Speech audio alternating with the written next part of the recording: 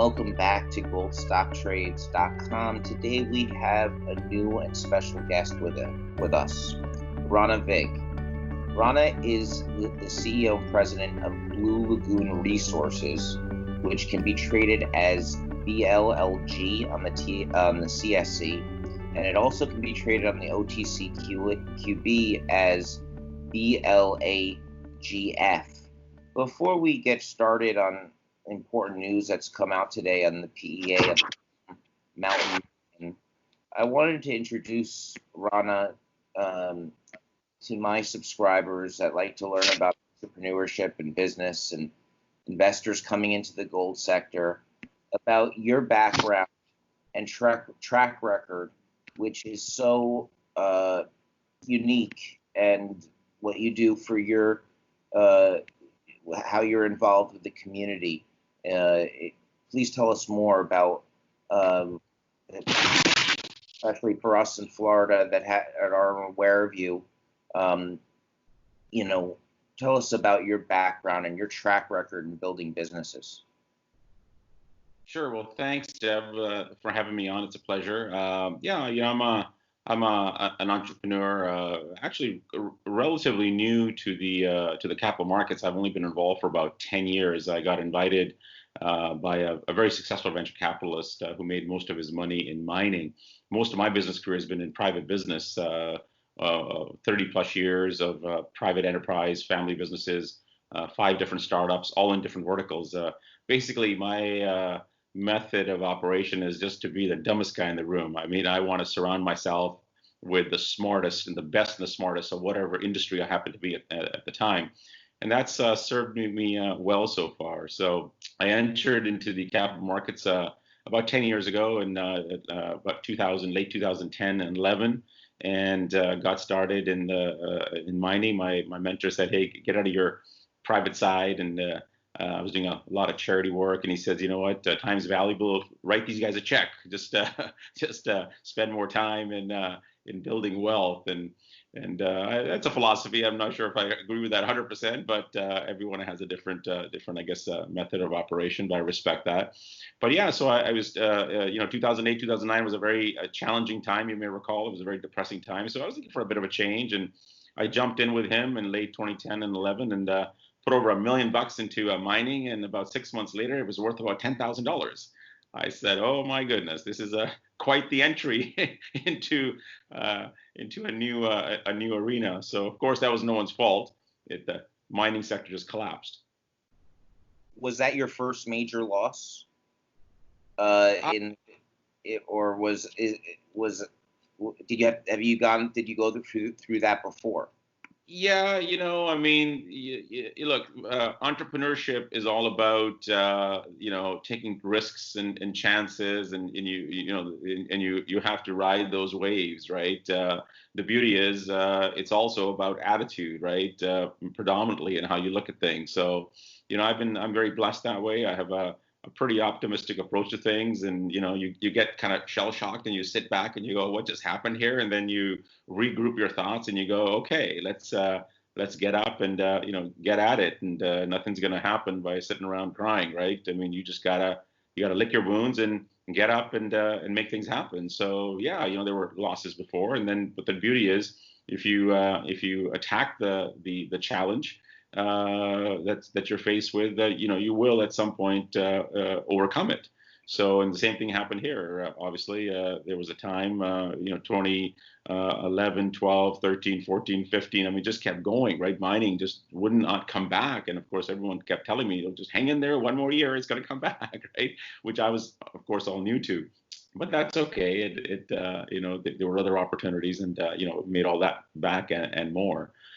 So I was forced to take over a couple of the mining exploration companies that I was involved in, had invested in, and just learn the ropes. I mean, I didn't know much about mining, but it doesn't matter if you're running a manufacturing business or a restaurant, or the fundamentals of the business does not change, right? I mean, you still have to generate revenue, you have to watch your cash flow, you have to watch your expenses, you have to deal with people. I mean, basics don't change of any business, right? So yeah, I took over those companies and learned the ropes and survived all those years. And had the opportunity to sit on the various exchanges. In Canada we have three main exchanges: the CSC, the TSX Venture, and the TSX Main Board. And I had the opportunity to sit on all three of those in various capacities, from chairman of the board to president to the governance committee, audit committee. All the various areas where one could gain experience. So I had that opportunity to learn and make a lot of connections. And yeah, so that's kind of how I got involved in this crazy business. And eventually I restructured those companies, and of course mining still hadn't come back in 2007, 2008, and I was able to successfully put a couple of technology companies into those, and kind of move on and leave that behind, right? And then a couple of years ago, I decided, all right, well, I haven't. Let me start something fresh that I didn't create, any issues or problems with.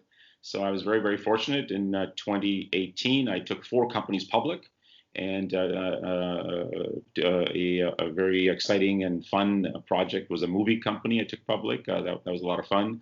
And I was also very fortunate. Cannabis, of course, became very, very hot, and in fact, in many ways, saved the venture market here, and certainly in Canada, right? All these mining exploration companies suddenly became cannabis companies.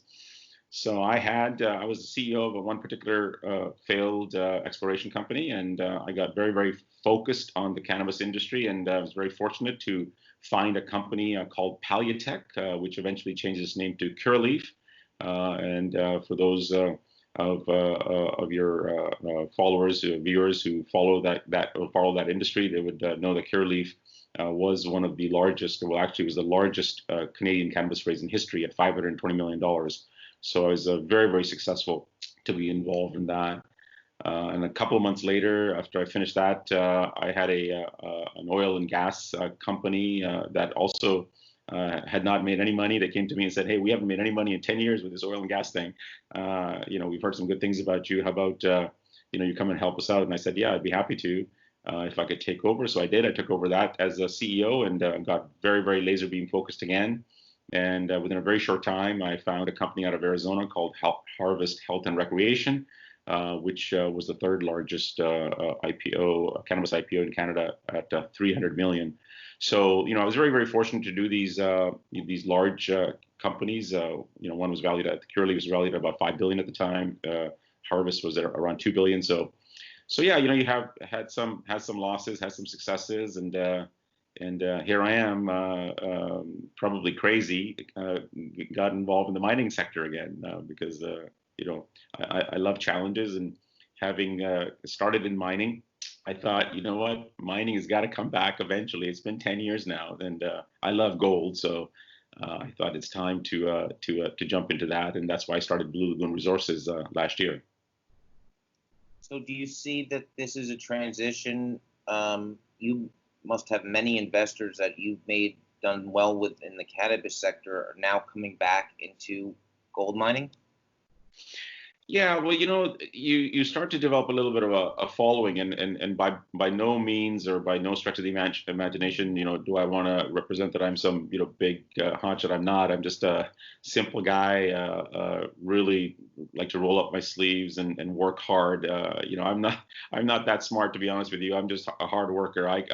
My claim to fame probably is like I'll outwork anybody, right? That's really, I believe, what gets me to where I need to get to ultimately. So yeah, but I've followed. I've got a great investor base, who believe in my execution ability. Really, that's what my strength is, right? Is to surround myself with very, very bright people in that industry, and then execute on a plan. Be laser beam focused, right? Make good, sound business decisions, right? And execute. And that's what my shareholders, believe that I can do, which is, why they followed me into this space, because that's where I believe it's going to be.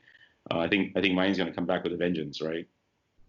Well, yeah, and what's important is finding this. Not necessarily as a CEO being the smartest person in the room. It's finding the right people that can take this project forward. Who are the people that you've put in place at Blue Lagoon, and you've recently published an economic study on this new Gold Dome Mountain mine. Talk to us about the team that you put into place here and how you acquired this mine and why. Yeah, so my approach is to not sort of front load the company, and so that all sorts of expenses start from day one. I look at the different cycle of the company and try to bring in people that equal the level that the company's at. So starting this company fresh from right from the beginning, I literally handpicked the shareholders. I was very, very careful. I basically applied all the knowledge that I learned in 10 years of this business into starting up this company. And so I assembled one of the first things that I needed was a board that had a little bit of diversity on the mining side as well as on the financial side.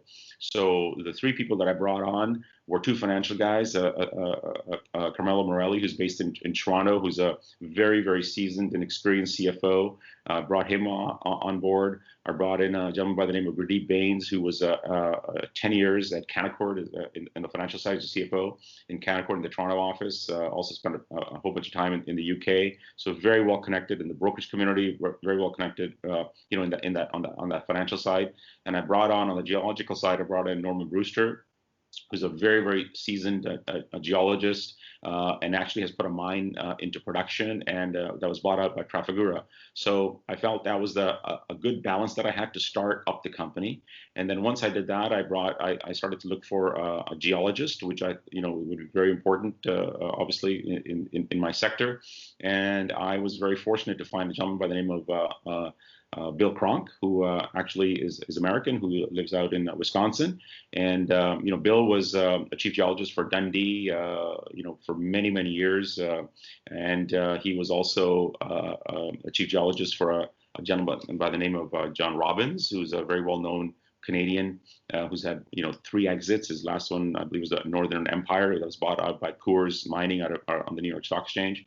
So Bill is very, very impressed with him. Is a really, really great geologist who not only knows the geological side, but I'm very impressed with his business acumen, which was very important to me.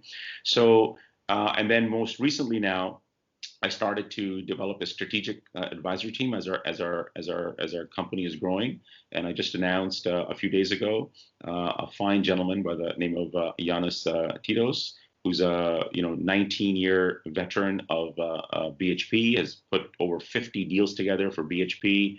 Very, very knowledgeable, very connected, a gentleman who I'm very, very excited about and pleased that decided to join us on my board to advise me on the direction. So that's sort of the makeup, currently. And as we keep developing, I will keep strengthening that as the needs arise. And your second question was about Dome Mountain and how we acquired it. This acquisition changed the face of our company, right? I mean, we're a young company. We only started in July. We actually started July 4th, 2019. I had 10 different acquisitions. I had 3 acquisitions during that 10-month period to build it up, but we were looking for the main one, that main big flagship project. And this really fell into my laps, to be honest with you, as sometimes things happen in life. I had put out a lot of feelers out to every single person who would basically listen to me. And the CFO of this company happened to be in my building and kept running into me and kept telling me about this great project. To be honest with you, I was very skeptical. In the 10 years I've been in this business, I've heard so many times that, hey, this thing is very near production. We just need a little bit of money, and we'll have this thing up and running. And honestly, I haven't seen one of those things happen in those 10 years. So I was super skeptical. I kept brushing him off.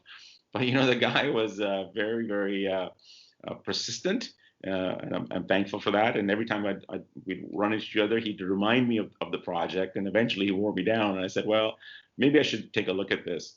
And what intrigued me about it was, first and foremost, was I started to get a feeling that I was truly at the right place at the right time, because what I started to see was that this was a family who spent a dozen years to put this mine into production, and unfortunately never was able to, because predominantly because they were running out of time because of their age. You know, they were about 6 years ago, they were offered $50 million cash for this project. And the deal collapsed because in British Columbia, there's a mine called Mount Poly, and there was a big disaster that took place, an environmental disaster. And of course, the governments shut everything down, right? And these poor people, they lost the deal. So, you know, they were already in their mid 70s. And, you know, fast forward now, right? They're like 83 and in not the best of health. So I started to kind of figure out, you know, that there could be a deal made here. And as an entrepreneur, that's the first and most important, you know, thing for me, is that it's got to be a great deal. Because no point, you know, acquiring something that I paid, you know, some astronomical, you know, price for. I just won't do that. I don't think that's wise. So once I kind of determined that, then I brought in Bill Cronk, I brought in Giannis, I brought in other consultants to take a look at it, to advise me. I brought in my legal team, who were super conservative. And the more we looked at it, the more we realized that my assessment of being at the right place at the right time was quite accurate. That this group was, you know, somewhat, I hate to say it, you know, but they were somewhat desperate. They didn't have a lot of options. A lot of people were kicking the tires, but nobody was actually executing. I started to move very, very quickly. They liked that. I started delivering on everything that I told them, and I could see that the deal, you know, was starting to take formation and was coming together. So that's really how we acquired it, and we're very bullish and very excited about it. So let's talk about today's news. You released, now you can talk actual numbers about this project, the economic numbers, whereas you have a PEA. I understood. I didn't have a chance to take a look at it yet, but I wanted to discuss with you what you see in the PEA, what makes this project look exciting. Why should investors consider this now with these numbers that you now can talk about? Well, that's a great question. Why should someone invest in Blue Lagoon Resources? You know, I believe we're a very uniquely positioned company, right? And here's why, right? This truly is a near production opportunity, and the main reason for that is that the project already has a mine permit. Right, that's very rare. Certainly here in British Columbia, that would take you years and millions of dollars. So it already has a mine permit and it already has an environmental, you know, permit.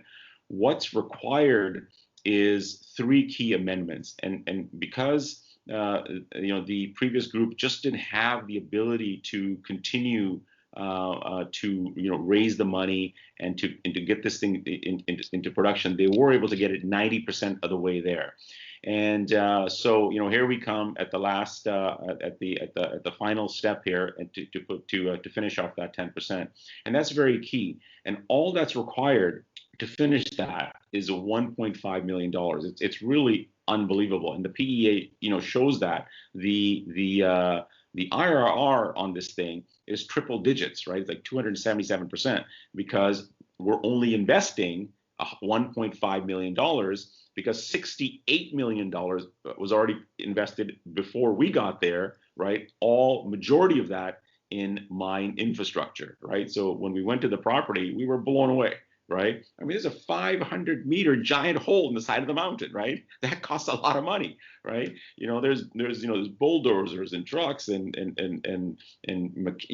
mechanic shops and generators and buildings. I mean, it's like very, very advanced project from that perspective. So that was very, very exciting. That it makes it a little bit unique for us that we're coming in with just a $1.5 million investment to do three key amendments. Those amendments are not onerous. We need to finish our water treatment plant. That's going to cost us about $400,000.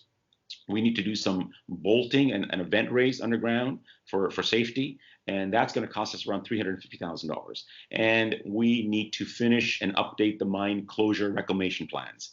That's it. I mean, there's a couple of other small little things, but nothing onerous. Those are the three key things. The timeline on all those things is only 16 weeks, right? We've spoken to every contractor, all the different players, stakeholders who need to get up there and do the work, and basically it's a 4-month timeline.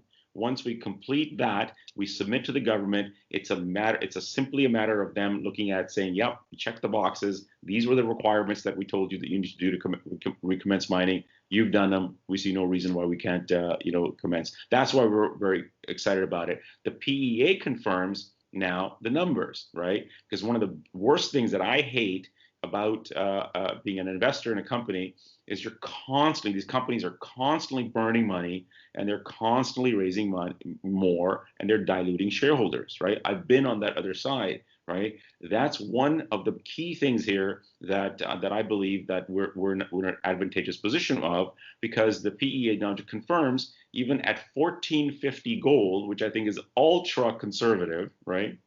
Given what's happening around the world right now, will cash flow almost $3 million. That free cash flow almost $3 million a year, right? That's a significant amount of money that at 1450 gold. And keep in mind that PEA is based only on 100 tons a day. That's it. We have a permit that allows us for double that, right? At 75,000 tons annually that we can do.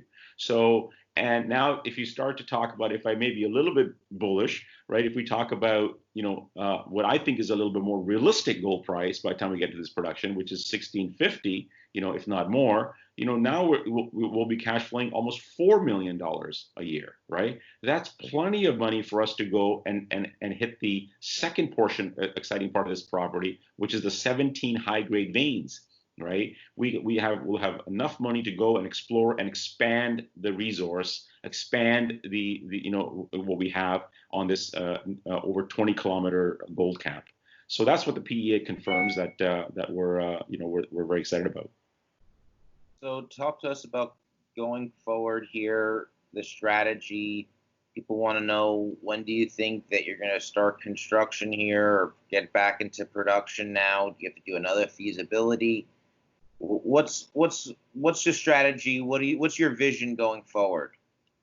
Well, it's interesting you talk about a feasibility. Somebody asked me the other day, they said, why did you even bother doing a PEA? Normally you do a PEA when you don't have a mine and you want to build a mine. We already have a mine. So, and the only reason, I did the PEA was when I spoke to the engineering firm. They said, listen, we have so much data. I wanted to, put out a new 43-101 or updated report. They said, we have so much data that we could actually give you a PEA. And I thought, well, that would be a good idea, because that allows me, from a regulatory perspective, to be able to talk to you about some of these numbers. Otherwise, I'm not officially allowed to talk about that. So that's really the only reason we did it. Well, we already know it's feasible, because, we already have the mine. The permit's already there, and we can start mining. In terms of when we can start, I'm just in the process of raising this little bit of money, and I'm being very, very careful and very selective. I mean, no disrespect to anyone, but I'm very, very gun shy of raising money here in Vancouver. And to some extent, even Toronto. The typical sort of retail market out here, unfortunately, are not really investors. They're more traders.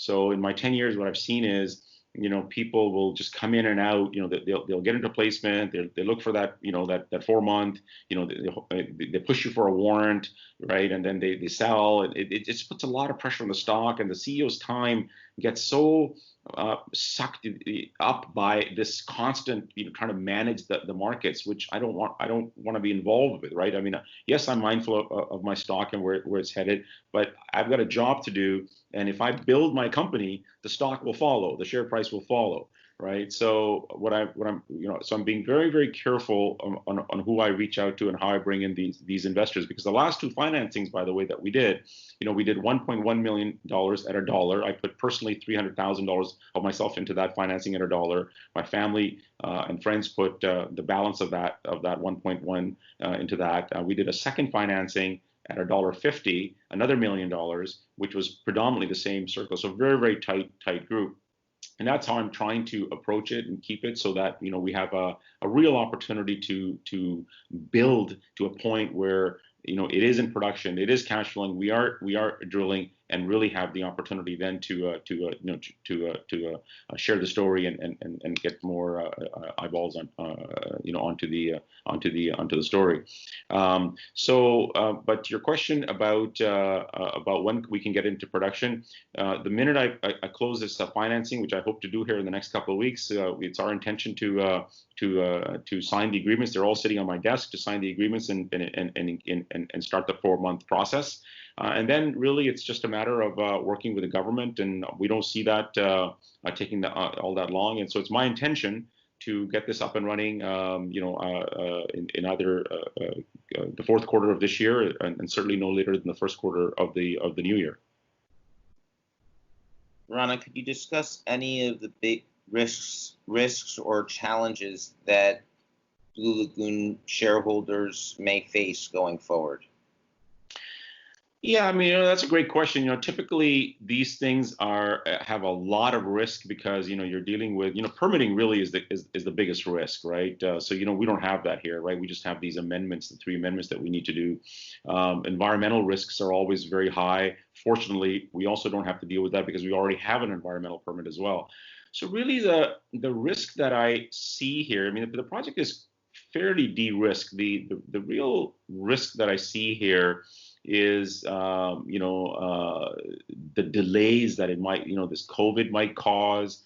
So far we've been very fortunate. This is up in northern BC, in a town called by the name of Smithers, which is a mining town. The property, by the way, is only 50 minutes from the town, so you can the miners can hop on a bus and drive down there in the day, work there, come back for dinner with their families and kiss their kids good night. So it's phenomenal. But fortunately, up in that area, there's been very, very minimal impact of COVID. There's only I think 4 cases in the whole region, not even the town, that whole entire region. So it's been very, very good that way. But yeah, I don't truly see a lot of other risks because we really have the key things in place. I guess the other risk potentially could be if gold doesn't do what we all think it's going to do, right? If gold goes back to 1200 or something, I mean, then the project obviously is not that robust, is not that exciting, even though it is high grade. But yeah, those are really the 2 risks that I see that are potential because predominantly, we're walking into a situation where the previous operators have de-risked pretty much everything. Well, today we're speaking with the CEO, Rana Vig, from Blue Lagoon Resources. You can get more information at bluelagoonresources.com.